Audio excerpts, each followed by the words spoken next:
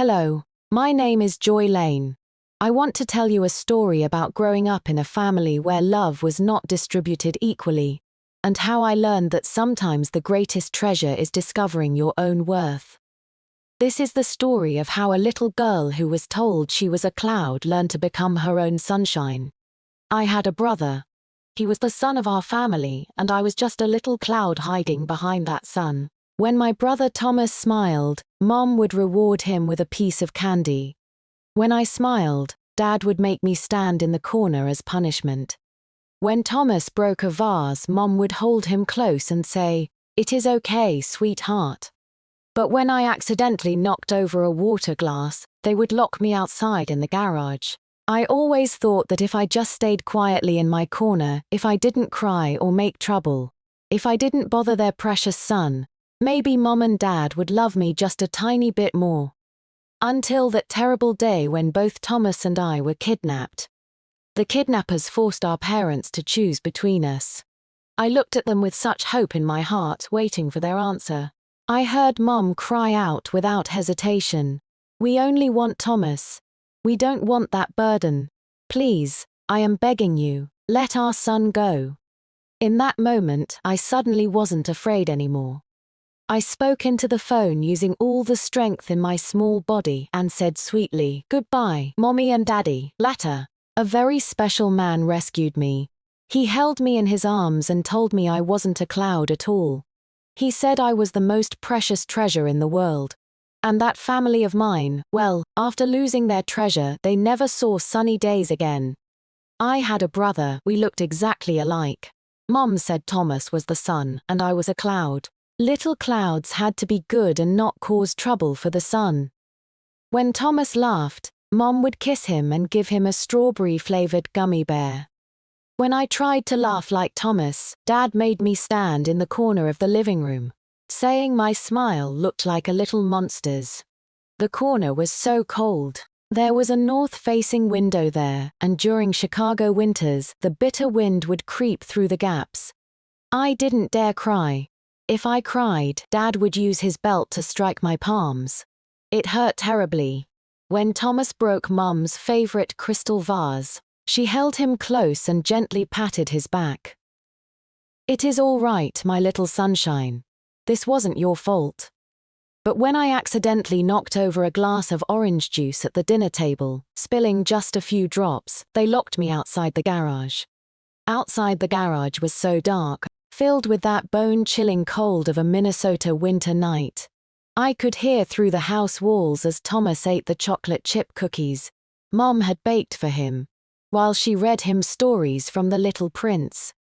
Outside, stray cats howled near the garbage bins with terrifying sounds. Still, I didn't dare cry. If I cried, they wouldn't give me dinner. I believed that if I could just be a little better, a little quieter, if I stayed hidden in my corner without speaking or moving, like that porcelain doll in the living room that nobody ever noticed, then maybe Mom and Dad would like me just a little bit. Even if it was only 1/10 as much as they loved Thomas. Then came the day when bad people took both Thomas and me away. They covered our eyes with black cloth, and everything was so terrifyingly dark. I could hear Thomas crying. The kidnappers called our house and put the phone on speaker. I heard Mom's voice and she was crying too. The kidnapper said, "You can only choose one child." My heart soared like a bird taking flight. Who would Mom choose? Would she say that both of us were her precious babies, that she wanted us both? I was filled with such anticipation. I pressed my ear closer to hear better. Then I heard Mom scream at the top of her lungs, "We only want Thomas. We don't want that burden, please. I am begging you, let our son go." The world suddenly became silent. I no longer felt afraid and I wasn't cold anymore. So this was how it was. I spoke toward the phone and said quietly, "Goodbye, Mommy." Later, the bad people took Thomas away. They left me in an abandoned factory. Rain began falling outside. Cold rain blown in from Lake Michigan. I was so cold. I hugged my knees and thought I would become a real little cloud and be washed away by the rain until I disappeared completely. Then a man found me. His car headlights were so bright they made me squint. He came over and wrapped me in a warm cashmere coat. His embrace smelled like snow-covered pine trees in a Vermont forest during winter. He held me close and used his hand to wipe the mud and rainwater from my face. He said, "Don't be afraid." He said, "You are not a cloud," he said. "You are the most precious treasure in the whole world." Treasure? What was that? Was it something Mum could hold in her arms? Was it something that could earn strawberry candies? I didn't understand. I just felt so tired. In his arms, for the first time, I fell asleep without having nightmares. When I woke up again, I heard his voice, low and gentle as if it came from far away. "Are you hungry?" Then shook my head. I wasn't sure. My stomach was making rumbling sounds. But Mom always said children shouldn't say they were hungry. That wasn't being good. This was an enormous house, much bigger than our Connecticut home. The floors were polished oak, so shiny I could see my reflection. Like the apple pie Mom never made for me. He placed me on a soft leather sofa. My dirty sneakers left small marks on it.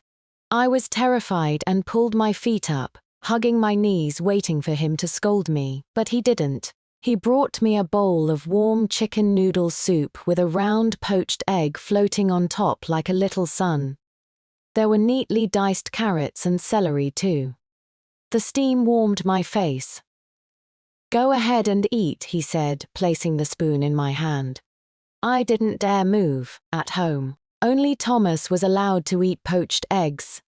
My bowl only ever contained plain white rice, sometimes with leftover crusts from Thomas's turkey sandwiches.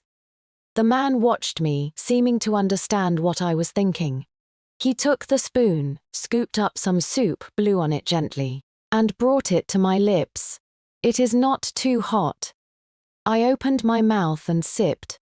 It was delicious, a taste I had never experienced before. 1,000,000 times better than the school cafeteria lunches. Tears suddenly spilled down my cheeks. I quickly wiped them away with the back of my hand, afraid he might see. Crying meant being locked outside the garage. "Why are you crying?" he asked. The soup is too delicious," I whispered. He seemed to smile, or perhaps he didn't. He pushed the bowl toward me. "It is all yours. Take your time eating." I bowed my head and ate slowly, one small spoonful at a time. I saved the poached egg for last, cutting it in half with my spoon and hiding one half at the bottom of the bowl, thinking I'd save it for tomorrow. I was afraid if I ate it all today, there wouldn't be any tomorrow. The man spoke again. "There are plenty more eggs in the kitchen. Tomorrow, I'll make you pancakes with bacon." I sat there stunned, looking at him. His eyes were dark like the winter night sky, but they held no impatience or disgust. I ate the hidden half of the poached egg too. The yolk was so fragrant. After finishing my soup, he took me to take a bath. The bathtub was enormous, much bigger than the shower stall I used before. The water was so warm. He washed my hair with sweet-smelling Johnson's baby shampoo, and the bubbles looked like little clouds. He wrapped me in a soft Pottery Barn towel. He asked, "What is your name?" I huddled inside the towel and whispered, "They called me Burden, sometimes Little Trouble." The man frowned. "Those aren't names." He carried me into a room full of toys and placed me on a princess bed. The sheets were pink with Hello Kitty patterns. He tucked me in gently and said softly, "From now on, your name will be Joy Lane. Joy means happiness, and Lane means a path. You'll walk down a happy path, Joy Lane." I loved that name. I lay on the soft bed, watching the star projector on the ceiling. I quietly asked him, "Uncle, what do treasures taste like?" He paused for a moment. "Treasures probably taste like poached eggs," he said. "Like having as much as you want to eat whenever you want it." I thought I was dreaming, a very long dream. In this dream, There were endless pancakes, vanilla-scented body wash, and a whole room of Barbie dolls. I slept until I woke up naturally every day. No one shouted at me at 6 in the morning to get up and take out the trash. No one pulled off my covers and called me as lazy as a pig. But I was still afraid. I'd be back in that dark, cold garage, so I tried very hard to be good. I folded the Gap dresses he bought me neatly. I placed my empty bowls cleanly by the dishwasher in the kitchen. I didn't touch anything, just sat quietly on the carpet, looking out at Central Park through the window. One day, he gave me a box of Crayola-colored pencils and a large sheet of drawing paper. "Joy, draw something." I held the pencil not knowing what to draw. Once before I had drawn a picture of Dad, Mom, Thomas, and me holding hands, smiling under the sun. Thomas saw it and tore my drawing to shreds. He said burdens didn't deserve to stand with them. Dad punished me by not letting me have dinner for a whole day. I took the pencil and drew a small black corner on the paper.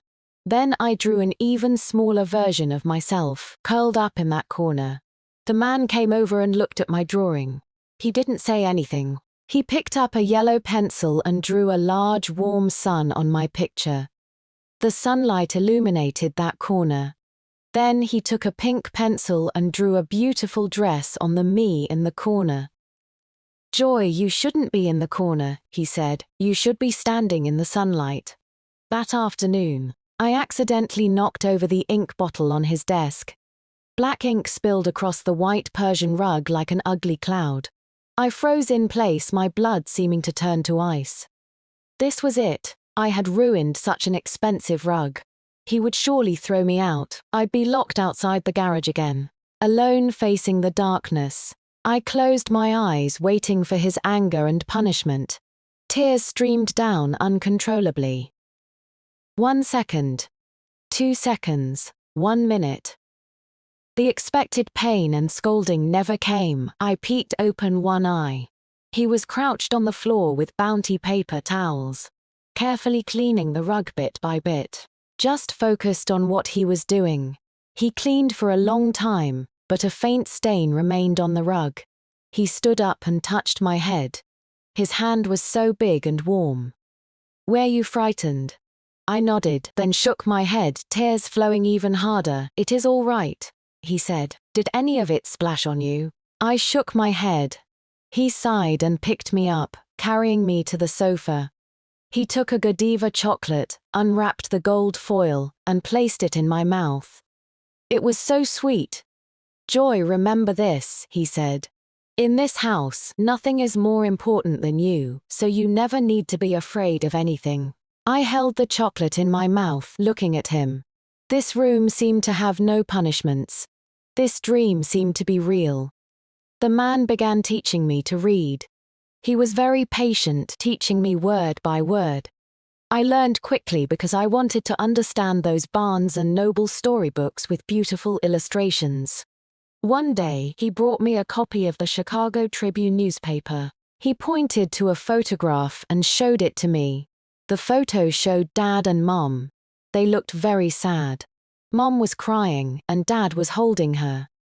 Below the photo was a line of words I had just learned to read. "Girl missing, parents devastated." Girl, were they talking about me? But why would they be sad? Didn't they say they didn't want me? "What does missing mean?" I asked. "It means disappeared, gone." "And what about devastated?" The man was quiet for a moment. "It means very, very sad, heartbroken." I looked at Mum's tears in the photograph, so she could cry for me too, in my heart. It felt like a tiny seed was about to sprout. Did Mum regret her choice? Did she miss me? Did she finally realize that I was also her precious child? There lying came his cold voice like a bucket of ice water extinguishing the seed that was about to sprout. He pulled out another document with many words and numbers I couldn't understand. But I saw Thomas's name and the words Steinway piano. "They used your life insurance money to buy your brother an expensive piano," he said slowly. "Because you were missing, the insurance company gave them a lot of money. They use that money to buy your brother gifts. My head was buzzing. I didn't understand what life insurance meant. I only understood that because I was gone, Thomas got a wonderful gift, just like before. When I was punished, Thomas would get candy. When I was locked outside the garage, Thomas could eat an extra piece of cake. My disappearance had bought Thomas a Steinway piano, so my greatest use was being gone. I looked at that newspaper. Mom's tears suddenly seemed so fake. Dad's embrace looked so ridiculous. They weren't sad about me, they were acting for the reporters, for the neighbors, for everyone to see. Uncle, I looked up at him. If I am a treasure, then they threw the treasure away. Yes, his gaze was deep. They are the most foolish people in the world. They threw away a gold mine and are pleased with themselves for holding onto a rock. I nodded as if I understood. The tiny flame of hope in my heart, the hope that Mom would come looking for me. Perhaps that was for the best. Once thrown away, I couldn't be hurt anymore. From now on, I would be the man's treasure alone. Time passed so quickly. I was no longer that little girl who only knew how to hide in corners and cry. The man hired many teachers for me. They taught me piano, ballet, and oil painting. They also taught me French and Spanish. I was busy every day, too busy to think about the past. On my 10th birthday, the man took me somewhere far away for the first time. It was a restaurant on the top floor of a Manhattan building where you could see all of New York's night lights. The twinkling lights looked like diamonds scattered across the Hudson River. "Do you like it?" he asked as he cut me a piece of prime rib. "I love it," I nodded. This place was truly beautiful. Just as I was looking down at my food, I heard a familiar and grating voice. "I don't want this, I want lobster, can't you understand?"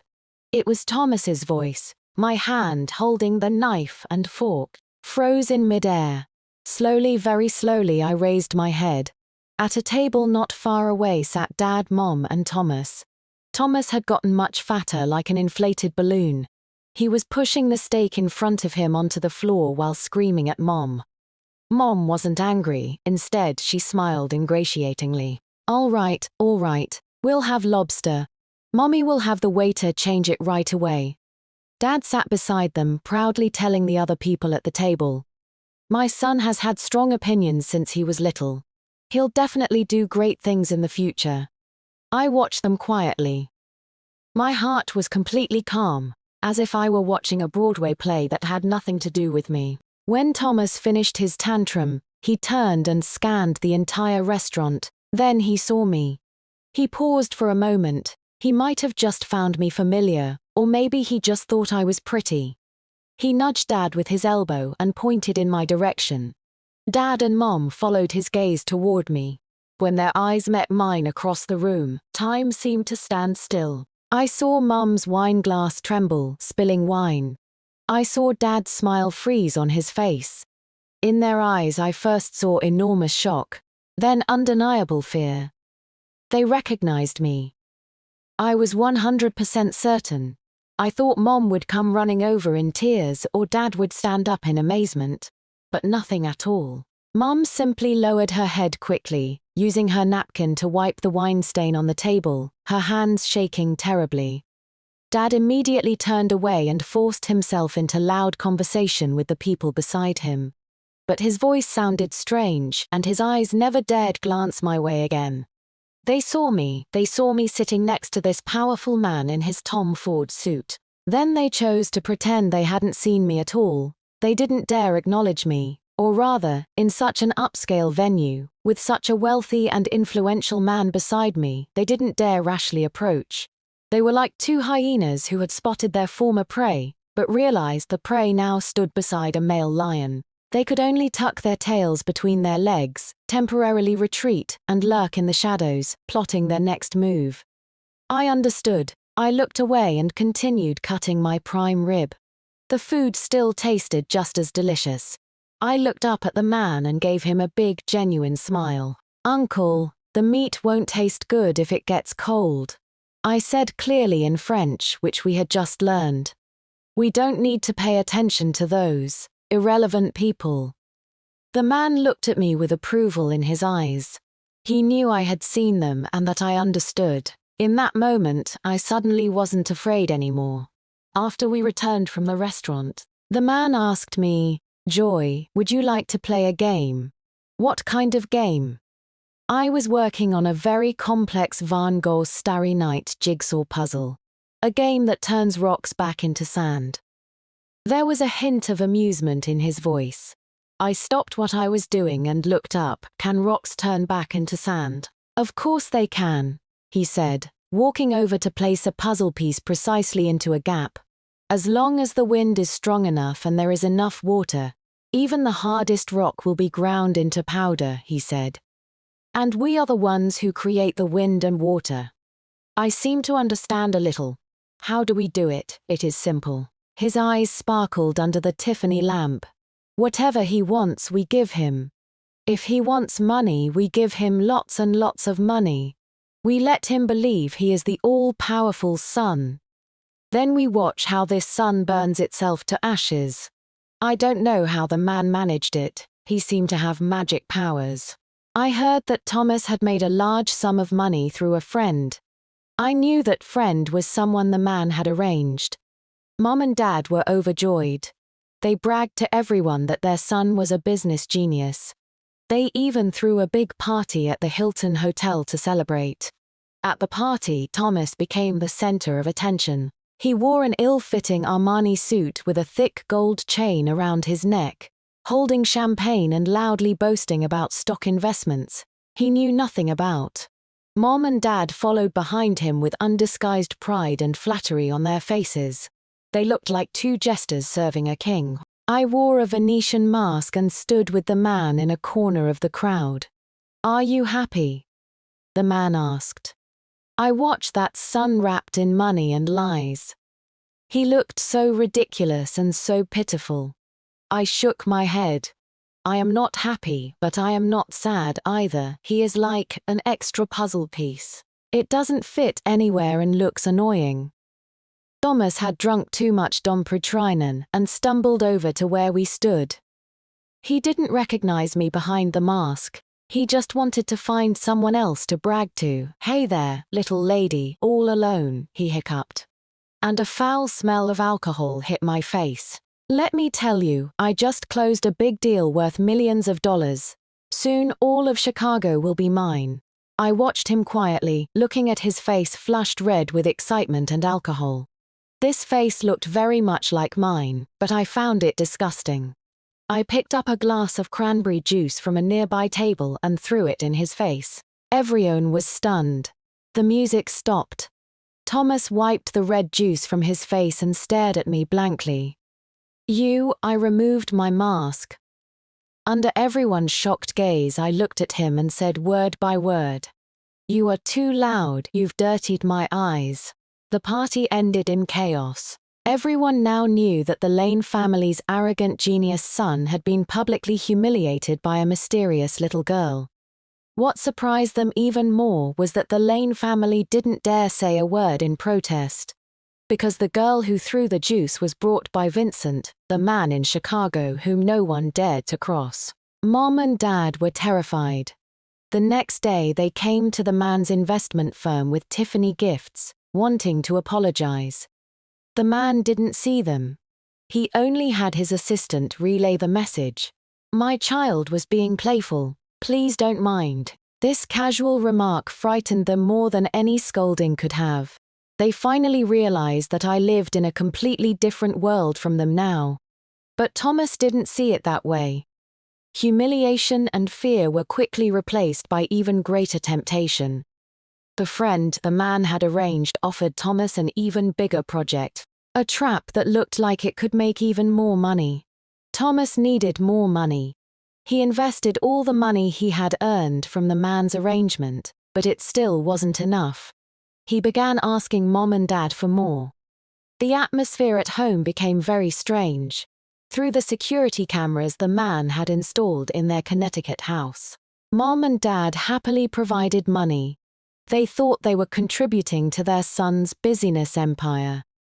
But Thomas's appetite grew larger and larger. Their savings account was quickly emptied. They began arguing. "How much more money do you need? You are nearly bankrupting the company." Dad yelled at Thomas for the first time. "What do you know?" Thomas screamed back with red eyes. "This is the last time. Once this succeeds, we can buy mansions and yachts. Your little company is nothing compared to this."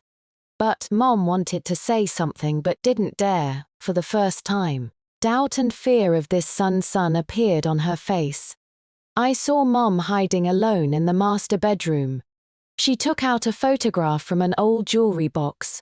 It was the only photo of me from when I was very small. In the picture, I wore second-hand clothes from Goodwill and looked timidly at the camera. Mom stared at that photograph and cried. She murmured to herself, "If you were still here, would things be different?" My heart was gently pricked, like by a thin needle. It didn't hurt, but it felt sour. Did she finally remember me when her most precious son began to burn her? Did she finally remember the little cloud she had personally thrown away? I turned off the monitor. My heart was confused. The man came in and handed me a glass of warm milk. "What is wrong, Uncle? Do people regret things?" "Yes," he said. "But most people don't regret doing wrong. They regret that they can't afford the price of doing wrong." I looked at the white milk in the glass. Yes, if Thomas's investment had succeeded, would Mum have taken out my photograph? No, she wouldn't. She would just hug her son and smile happier than anyone. Her regret was too cheap and too late. Mom began calling me frequently. She somehow got my iPhone number, maybe by asking someone at the man's company. Maybe through other channels. I didn't answer. She kept calling and calling, then started sending text messages. "Joy, this is Mom. Are you okay? Mom knows she was wrong. Please come home. Something happened at home. Your brother, he needs help. Only you can help him now, Joy. You are so capable, please help him." I looked at those messages and found them ridiculous. She finally stopped acting. She finally admitted that she was looking for me not because she missed me, but because her son was about to go out. She needed me, this little cloud, to block the rain for them. I put my iPhone on silent mode, but Mom didn't give up. She found my private school. That day after school, as I walked out the gates, I saw her there. She looked much more haggard than when I saw her at the restaurant. She wore a faded Target coat with messy hair. She stood in the crowd, craning her neck and looking around. Her eyes immediately lit up. She rushed over, trying to grab my hand. "Joy." I stepped back, avoiding her. The bodyguard the man had arranged immediately stepped forward and blocked her.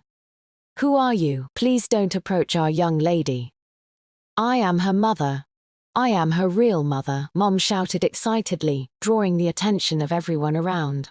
"Let me through." I looked at her face twisted with excitement and said calmly, "I don't know you."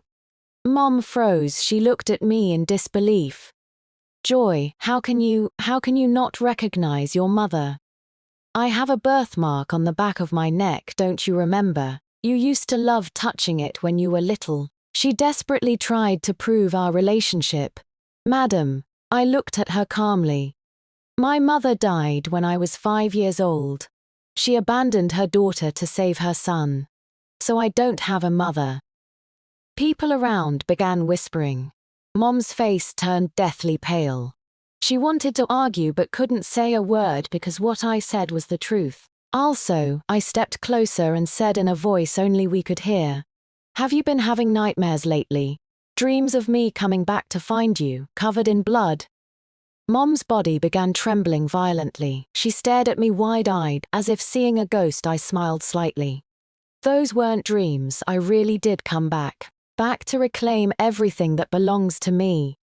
After saying this, I stopped looking at her, turned around, and got into the Mercedes.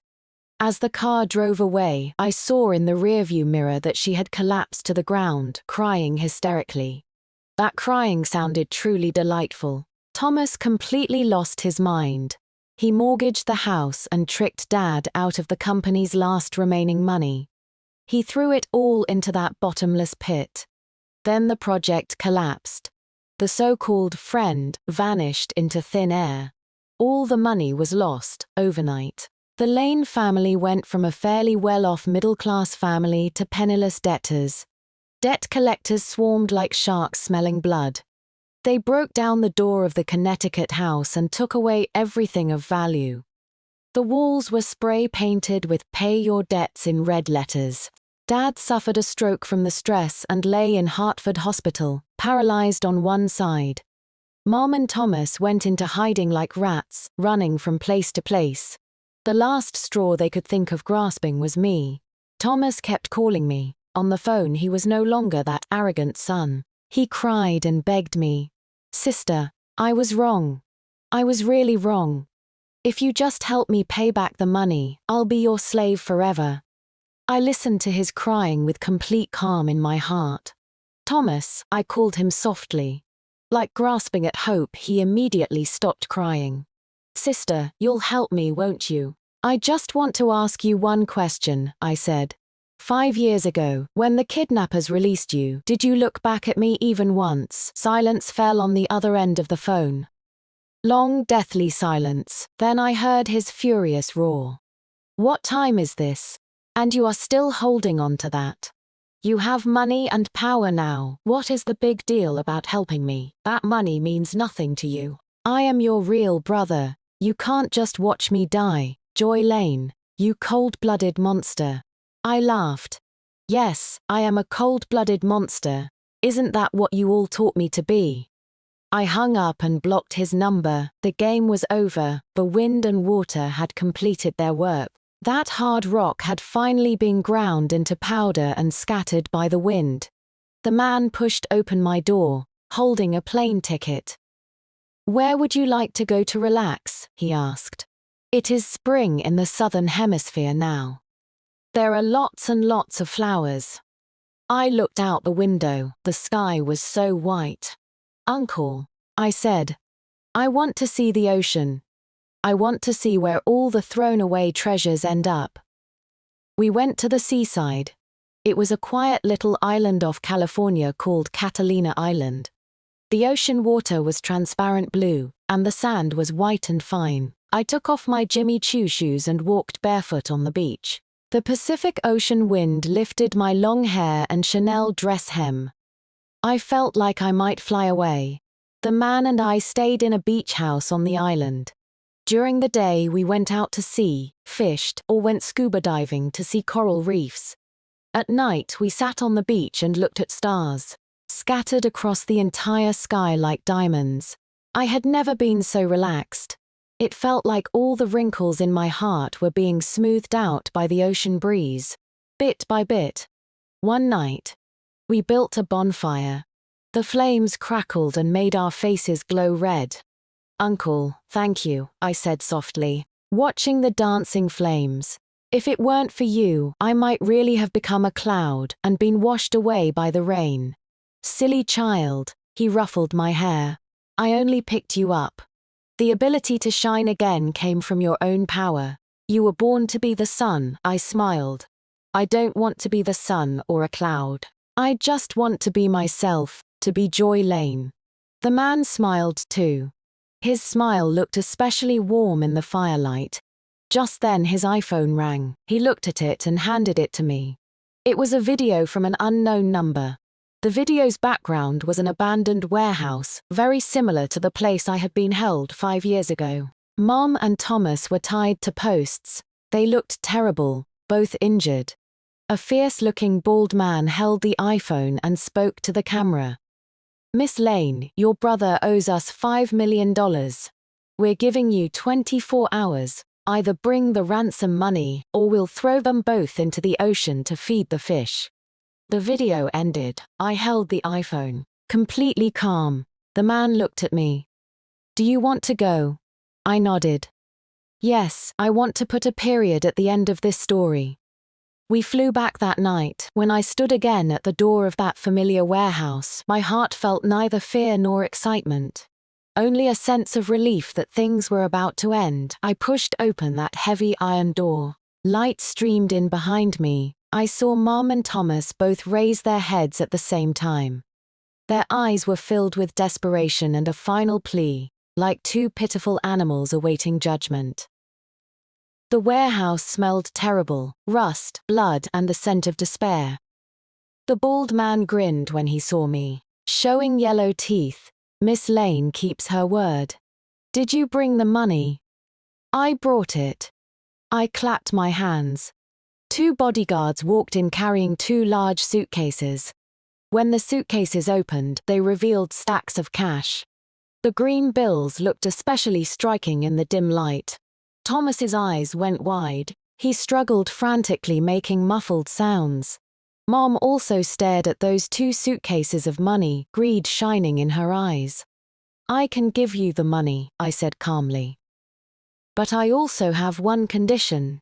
I walked up to Mom and Thomas. "5 years ago you chose to abandon me. Today, I am giving you a chance to choose too." I pointed at the two suitcases of money. "Here is $1 million. Only one of you two can live now. You choose." My gaze fell on Mom's face. "Mom, do you want your precious son, or do you want this money to live comfortably for the rest of your life?" The air seemed to freeze at that moment. Everyone watched Mom. Thomas stared wide-eyed, desperately shaking his head at Mom, his eyes filled with fear and pleading. He was afraid. He was afraid that this mother who could abandon her daughter for him would also abandon him for money. Mom's lips were trembling. Her face showed the agony of an internal battle. On one side was her son, whom she had doted on since childhood, her former son. On the other side was $1 million in cash, the guarantee of a luxurious life for her remaining years. This choice was much harder than the one 5 years ago because this time the stakes were her own future. "Mom, Mom, save me." Thomas finally freed his mouth from the gag and screamed desperately. "I am your son. I am Thomas. You can't abandon me." Mom closed her eyes. Two streams of murky tears slid down from the corners of her wrinkled eyes. After a very long time, she opened her eyes and looked at me. Her gaze had become completely dead. She extended her trembling hand, not pointing toward Thomas, but toward the two suitcases on the ground. "I want the money." She used all her strength to say those 3 words. In that instant, the entire world fell silent except for Thomas's disbelieving, desperate gasping. He looked at Mom as if she were a complete stranger. The color drained from his face until it became ashen gray. The belief that had sustained him for more than 20 years, the belief that Mom loves me most, came crashing down. I smiled, genuinely smiled. I walked up to Mom and crouched down. "Mom, you chose correctly. That was the first lesson you taught me." I had the bodyguard throw one of the suitcases at Mom's feet. "Here is $500,000. That is all your son's life is worth. Take the money and get lost." What would you do if you were in my shoes? Share your advice below and subscribe to see how my story continues. I made a decision that changed everything. Mom recoiled as if burned, frantically grabbing the heavy suitcase like a mad person. She didn't even dare look at Thomas again. Clutching that heavy suitcase, she crawled and stumbled out of the warehouse like a wild dog abandoned by its owner, but finding a bone. Thomas watched Mom's figure disappear through the doorway in despair. He laughed. As he laughed, tears streamed down his face. That laughter was more tragic than crying. "Ha ha ha ha ha ha ha. The sun, the sun. So even the sun can be covered by clouds," he muttered to himself, completely insane. The bald man felt somewhat sorry watching this scene. He walked up to me. "Miss Lane, what about this kid?"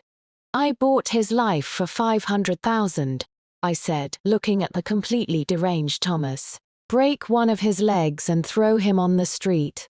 Let him also taste what it is like to be an unwanted cloud. Yes, Miss Lane. I turned and left the warehouse. The screams behind me didn't make my steps pause for even half a second. This story was finally over. The family that I once thought was my whole world had finally completely collapsed in the most degrading way. They lost their treasure. They also lost their son. From that day forward, that family would never see sunny days again.